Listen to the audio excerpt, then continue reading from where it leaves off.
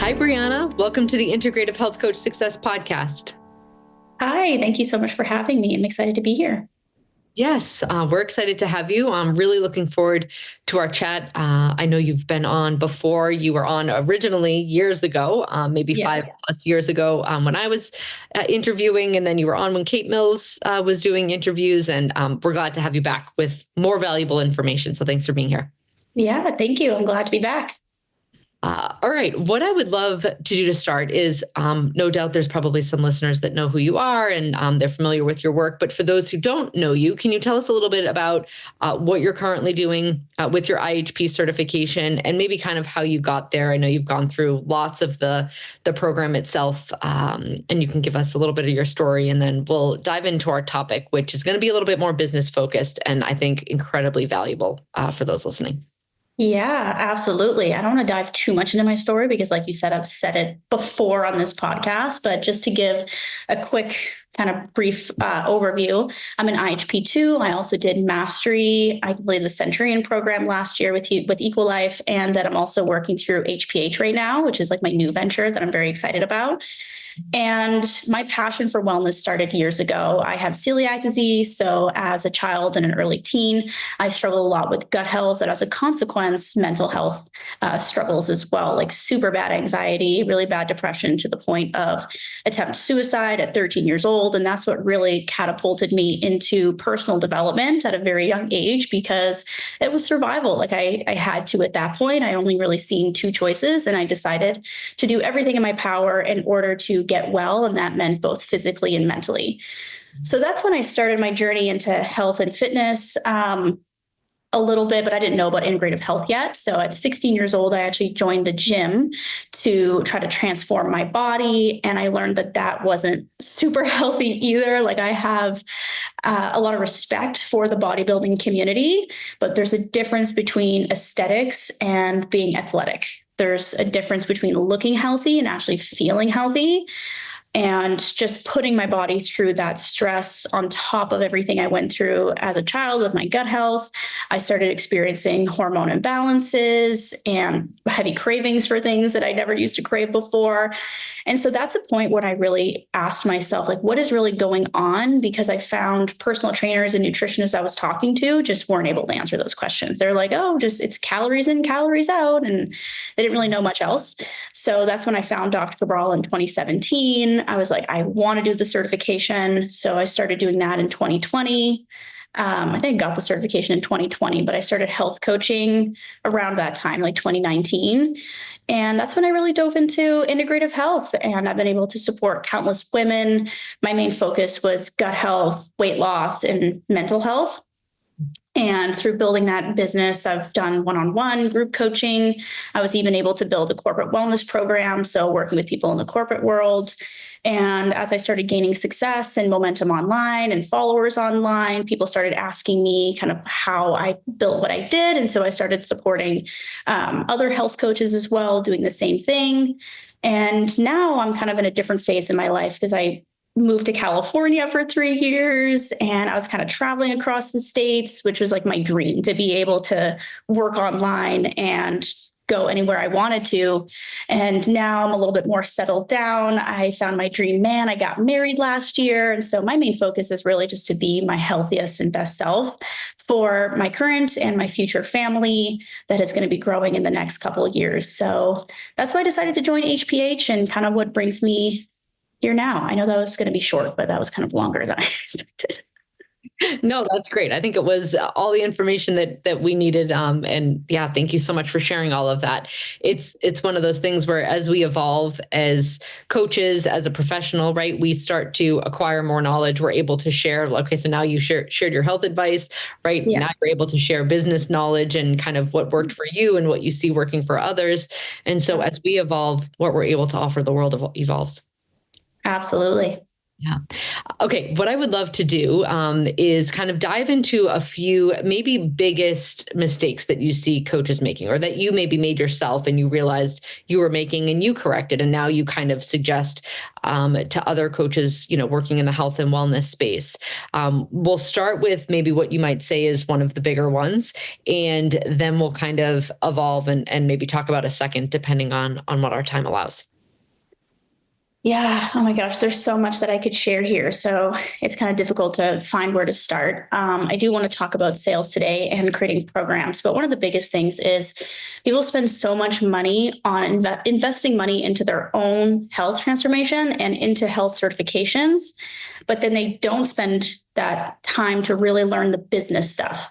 And so they leave with all this information and they just want to like spit it out, right? So spit it out on social media, how to do this, or spit it out in a program, like tons of information, which doesn't always actually convert into making clients. It's a totally different skill set, like having the health information and being able to translate it in order to create sales and transformation into somebody. So that's one of the biggest things, which is why I want to talk about like programs today and kind of sales, because those are things that people tend to struggle with a lot. So one of the first things with creating programs is I find a lot of coaches I did this in the beginning as well. I've had like 5 different versions of my health program. In the beginning, it was like so large and so much information, but I noticed it was just overwhelming for people to actually consume, and people weren't actually taking as many steps as I wanted them to because it was so confusing. So I find what's better in the beginning is to gather data from people, like gather data from your audience, gather data from actually working one-on-one with people before actually building out a course. Because otherwise, sometimes I find people are just spending weeks and weeks, even months, creating a course that doesn't actually sell. So that's why I like recommending people working with clients one-on-one first before building out programs, if that's what kind of people decide to do. But yeah, there's so much more I could share on that, but.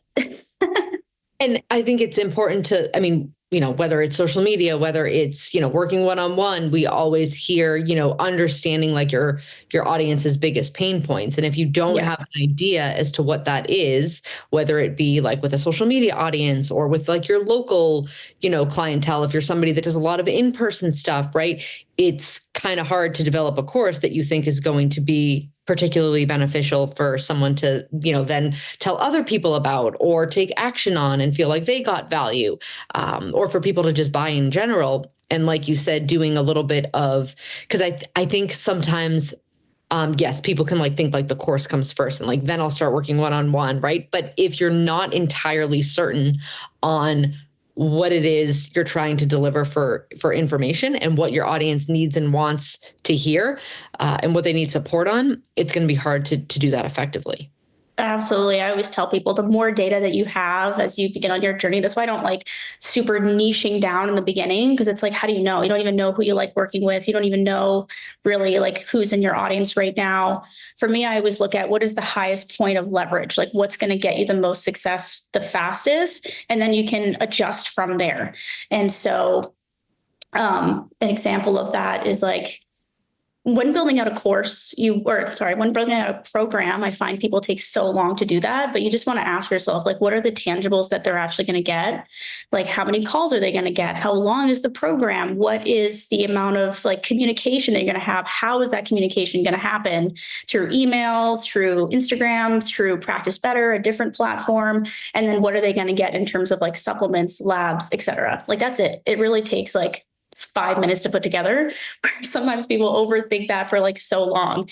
And then when putting the message out there, you mentioned like the pain points and stuff like that, which is helpful for like niching down to a certain degree. Because as IHPs, it's like, what do you help people with? Everything, right? Like you want some sort of like message.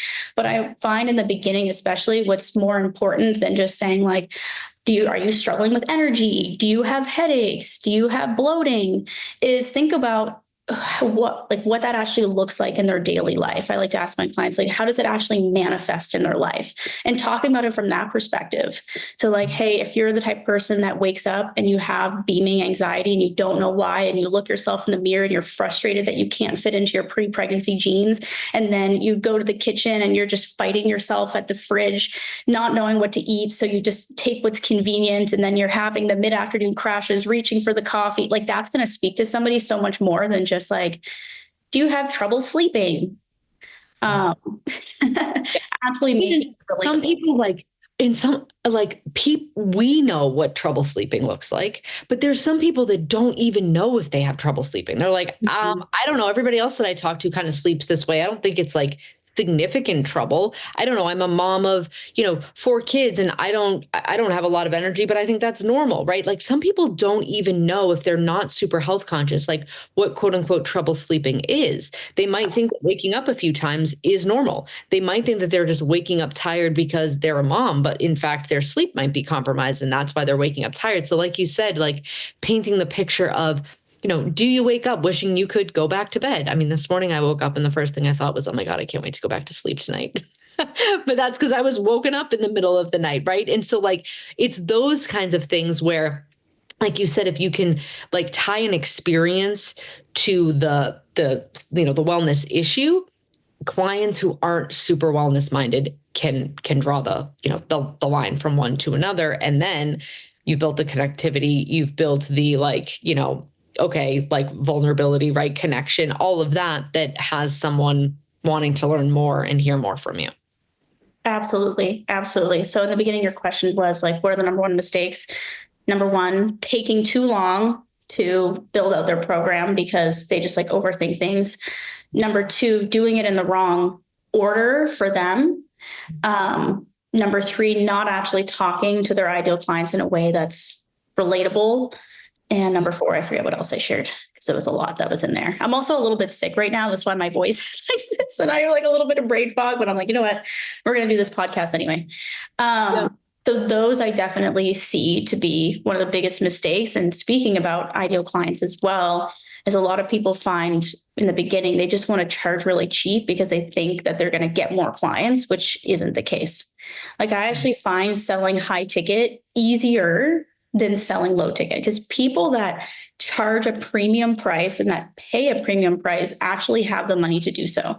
Now, I'm not the kind of person or coach that's like, tell people to remortgage their house and sell their car in order to join the program. No. I mean, people that actually have the money to spend, because those are the people that are actually going to be able to run labs, actually be able to purchase the supplements, that are going to follow through. They're more committed because there's more that they pay up front. And so there's a bigger like buy-in, more things at stake. And I find because of that, they show up differently. They get better results, which gives better testimonials, better referrals. So the coach is happier, the client is happier, the business tends to grow more and faster. Because I found a lot of people, they're like, okay, I'm going to start off charging $100 per session. But if you want to make 10 grand a month, like if you actually want to make this your profession where you're making like 5 to 10 grand a month, that's a lot of clients. And not just a lot of clients, but that's a lot of conversations that you need to have. That's a lot of sales calls that you need to have. That's a lot of conversations that you need to have. It's even more conversations, which is like so much time spent actually acquiring clients. Yeah. So I'm like, this plan literally doesn't make sense. In order to make 10 grand, you need 100 clients, which means like 500 conversations, which means like 1,000 new people every month. And most people have like 300 followers on Instagram. Like, it's just not going to happen. Yes. At least that fast. Yes. And I would say, after doing this for 15 years, the biggest issue with that plan is you are going to hit burnout way sooner. Because people will ask me like, oh, do you like love your job? I love everything that I do, but simply talking all day is exhausting. Like I've had conversations from 9 o'clock this morning until now, and I'll pick my kids up, right? And they'll want to have a conversation, and my husband will come home from work and he'll want to have a conversation. I'm like, I don't want to talk anymore. Oh yeah. When you get when you're having to get in front of more clients to meet, what your projected or ideal income is for the month, you're leaving yourself more susceptible to burnout, because the more conversations you need to have and the more sales conversations you need to have, likely the more burnt out you're going to be. 100%, because that's just you taking calls. Like, you don't do like the sales portion of it or the actual marketing and posting on social media and having conversations in the DMs and actually like creating the content for it and creating lead magnets and masterclasses, running group. Like, there's so much involved. You wear so many hats in the beginning. I've learned things that like I can build websites now. Like, that's not something I ever set out to do as part of my business, but we just like wear so many hats as like solo entrepreneurs. And so for sure, it leads to burnout. And every time I hear that, I'm like, this literally just does not make sense to me, especially if you have a family. And like now my life looks a little bit different because of my husband, and my husband has a son.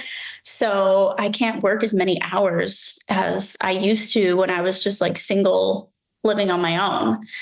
So I've even seen that shift for me. So people that already have families or that have jobs right now that are just putting this in part-time, I really find that they're setting themselves up for failure, not purposefully, because of that. So yeah, high ticket. And it's actually about finding, like, a lot of people ask themselves like, okay, if I charge this amount of money, if I charge like a low ticket, more people will join, rather than ask themselves like, my ideal client, what do they actually need? Like, price aside, what do they actually need? What labs do they actually need? What supplements do they need to purchase? How many conversations do they need once a month? It's too long in between. People are less committed. They tend to fall off. They need support. So I've seen so many people just need support through the detox alone. Like, yeah, there's instructions and stuff, but Tony Robbins talks about how most people's problems are psychological, like 80% are psychological and 20% are physical. So you can give somebody the perfect plan, but that's not why they're hiring you. They're hiring you for all the other things, like, oh my God, I'm overwhelmed. I don't know what to eat. Like, I don't like this. How do I adjust this? Am I taking these right? Right. They want somebody to go back and forth on. And so once that is also more time. So think about what they actually need and then put a price on that. Yeah. And starting like that from the beginning, rather than trying to work your way up there, because then you'll be 2-3 years down the road, not having any progress, feeling frustrated, burnt out. And you're going to be like, I'm just going to go get a job because this is too hard. Yes. Yeah, absolutely. And I think if, we're talking about like what makes sense for the coach, the truth is from a client standpoint, you're doing right by the client to value yourself and your work at a price that is of what you are actually valued at, right? Because now the client, like you said, has to buy into something that they're committing to. Right now, the client is getting the benefit of that. You're getting the benefit of being paid what your skill set and what your knowledge is worth. And the client is being held to a standard that is entering into that container too.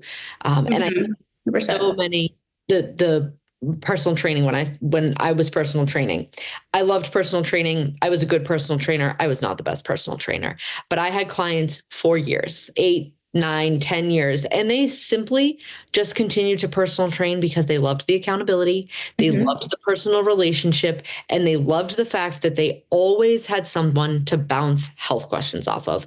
Yeah. Again, they were getting a great workout, but I was able to answer their questions about water filters and food and labs and, what their niece who was experiencing headaches and heavy periods might be able to do, right? Like, it was just 45 minutes of constant health conversation. And it was someone for them to feel connected to get answers and support in a topic that mattered to them. 100%. And I think so many people need that, even if they don't know. And there's something really powerful when you tell a client, like, this is what you need. I've done this long enough that this is what you need if you want to be successful. If you want to try it on your own and talk to me in 4 weeks, I've seen that that's too long and it's too much of a time period to where things can kind of go sideways and you haven't gotten a chance to talk to me. And I find that what most people need is a weekly conversation, at least in the beginning, to get them started. 100%. I think you were a little bit different personal trainer. Most personal trainers don't know about water filters and all that stuff. So let's be honest here. Well, when I said, but like, I wasn't super passionate about like how to, go from like drop sets. And when I say like, I wasn't a great personal trainer, I wasn't really super passionate about physical, like six packs and transformation. And I had a couple figure competitors and I loved like a good goal. I loved a bride. Those were my favorite because they were always super driven. But it was more like I meant that it wasn't like I was getting clients like these amazing physical transformations and they were like, wow, I need these abs to stay this way. I'm going to keep seeing Julia. It was so much more than that. Yeah, 100%. I agree with that. And most people say like, oh, but this person only can pay $500 and they only want this. It's like, that's not your ideal client though. So like, that's fine, but that's not your ideal client or who you're talking to. Right. So I even sometimes have told people on a sales call when they're like, okay, I want coaching with you, but I only want like this, and this. And they take off like 75% to try to charge less. Like I could charge you a quarter of the price, but you're only going to get like a quarter of the results.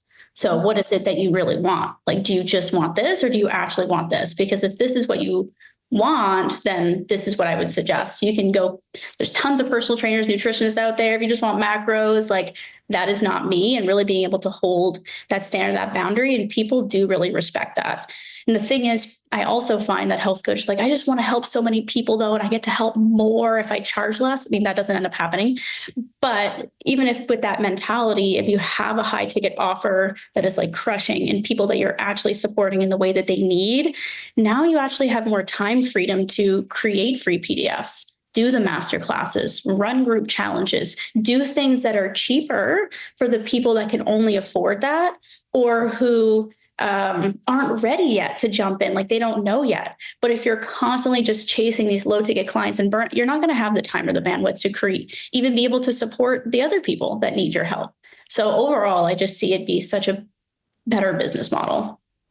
Yes. Yeah. And like you said, if you have more time freedom, right? Like maybe you can go do a free talk at a place where, there's lots of, women or maybe young moms who like don't necessarily have the resources to be spending. Exactly. If you're making an income, right, that allows you a bit more freedom, you're able to, when I was personal training, I always had like one client that was essentially paying close to nothing that I knew was going to put in the work, really wanted it, but couldn't afford it. Right. And like it was just one, but it always made me feel really good to do that. And so you can get honest with yourself about what feels good from like that standpoint and also value your services and a business model that's going to actually thrive so that you're able to be in a position to help people for a long time with more fun. Exactly. Okay. So far we've talked about, I think so many beneficial things as far as the business aspect. If someone's listening and they're like, oh, she's saying high ticket, like, let's talk about what would be like a dollar amount from like a high ticket standpoint on like, are you doing like suggesting like do a 3-month program and you're charging X, or is it just like you're charging X to begin working with me and like what that looks like is different for everybody?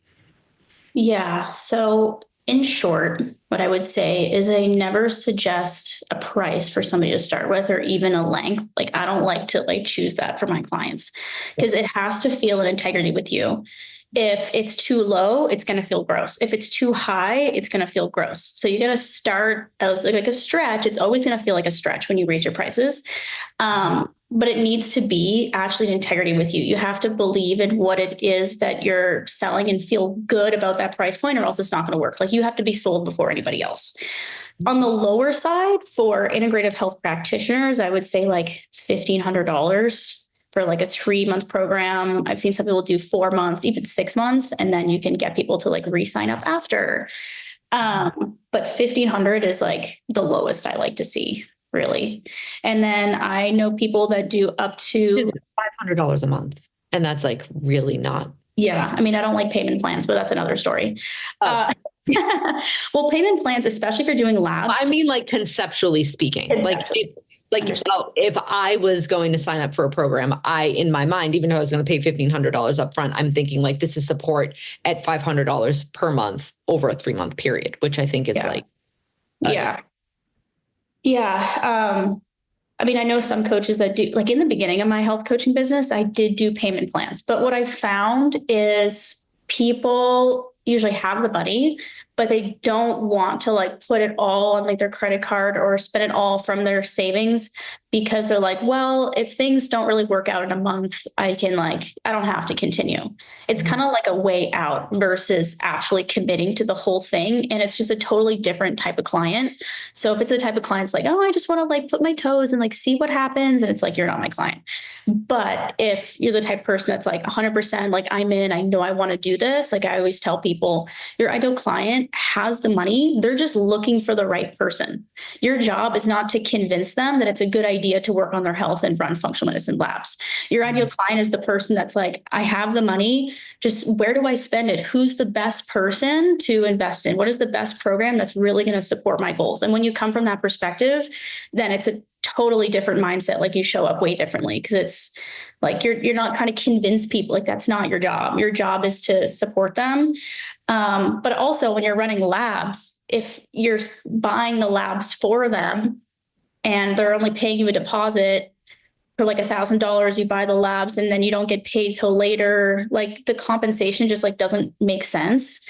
So that's why, especially if you're running labs, getting that upfront payment is 100% necessary. And you don't have to do it all up front. If people need to do payment plans, fine. They can pay $500 now, $500 later, $500 the next month, but you don't start until you get the payment in full.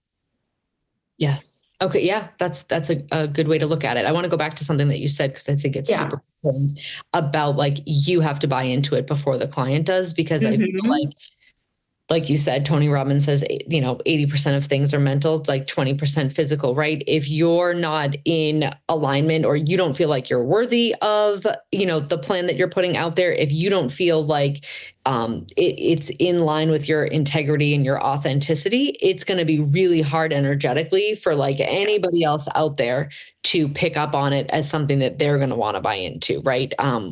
For sure. Yeah. Do you see this with a lot of coaches? Yeah. And I did talk about this a little bit with Kate, so people can go back to that interview, but I mentioned how a lot of coaches put worth on themselves. Like, what am I worth? Or especially coming from the corporate world, they're like, what is my time worth? And it's like, we don't even want to look at that. What you want to think about is the biggest service that you can do your clients is to take yourself out of the equation. Stop thinking about you. Stop making it about yourself. Stop making it about your own beliefs, about your own money worries, about your own, like, whatever, self-worth, and really think about your ideal client. Like, what do they need? Okay, price it at that and work from there. But also from like a sales perspective, what you think is expensive or not expensive has nothing to do with you. Like, think about, does this client actually need this? Is this in best service for them? And making it about that on the sales call. It's what I've always done. So like, okay, you're charging $3,000. This has nothing to do with your self-worth or your belief. This is the package, the transformation, the things that they want. Is the $3,000, is that actually doable for them? Is this what they actually need? That's the only thing that matters, not what you think about it. Like, you still have to be bought in, but being able to separate your self-worth from the business that you're actually running. Because if you're running your business based on your self-worth, then geez, that is going to be a difficult journey. Yeah. Well, there's going to have to be a lot of self-worth work done beforehand. I would argue for maybe a majority of us. I think, especially since most of us tend to be women, and there's certainly a lot of, men that are IHP, but I would say that there's probably it's like 75 split, and predominantly women, right? I think historically, if we're honest with our self-worth, especially in a business entrepreneurial sense, right? Or like what all of that means, it can get, pretty. And I've never actually heard it that way, kind of like just completely separating it. Separating it. And I get it, because I started my first program, I sold for $300. I thought it was a lot of money because I was 19. I was broke. I was getting on sales calls with people that were like 30, 35, 40. And I'm like 19. I didn't even have an IHP certification. I'm like, I can help you. And the person that bought at $300 literally told me on the call, she ended up buying, but she was like, I was like, okay, are you ready for the price? And she was like, Bree, I'm not scared. Like, you can tell me. I was like, oh my God, she knows I'm terrified right now. And I said $300 and she laughed in my face and she was like, "Brie, I pay this to my personal trainer every single week. Like, yes, $300 is nothing." And I was like, oh, thank God. So, I mean, that was a stretch for me. Like, that's where I started. And so I get it, but the more action that you take, and what's really important is the more evidence that you get in your life, the more confidence you're going to feel. So when you actually start helping people, your ideal client, and they're like so happy, they're like, "Thank you so much for doing this." Once again, making it a service about them, you'll feel a lot more comfortable. And if you don't have evidence in your life yet, you can take evidence from other health coaches out there that it is possible. So to go back to your question, $1,500 on the low side for high ticket, where some of my clients charge over $5,000 for services. And it really depends. The client that charges the most, I think, is actually over $6,000, and she works with kids with autism. And she provides all the supplements. She provides multiple labs, and it's a 6-month program. So more time. It's pretty comprehensive. And if you think about it, it's really high value, because like a high ticket offer, there's different components to high ticket offer. I won't dive into that, but one of them being the complexity of the problem. And that problem is very complex. A lot of people there don't have a lot to turn to.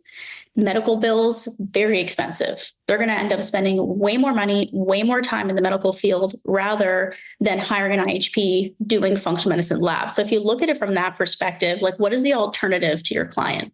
Same with women that help women with fertility issues, or health coaches that help with getting pregnant. Very complicated. IVF. And I don't want to compare like the medical industry too much in this, but like IVF, so much money that they're going to spend. Versus the alternative, just at least trying to do functional medicine labs, doing it holistically, where that can really support them.